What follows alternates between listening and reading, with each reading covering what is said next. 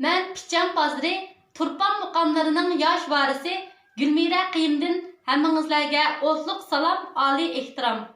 Mən 12 muqamıға bolğan o'tdak iştiyaqım bilan 2010 yıldan başlap İl Muhammed ustazımның tərbiyəsində Turpan muqamlarını ögünüp kelyapman.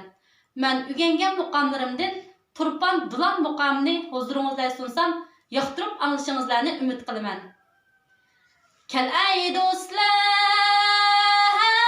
jami millat, inoq kitbaq bo'lib berjam.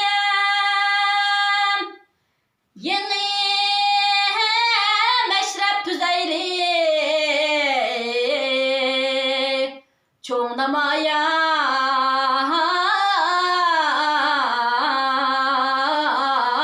devrimiz bizni.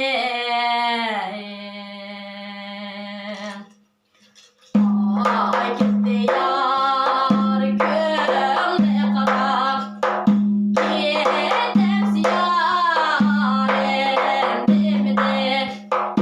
Ay gitti yar gönlüne kadar, gidem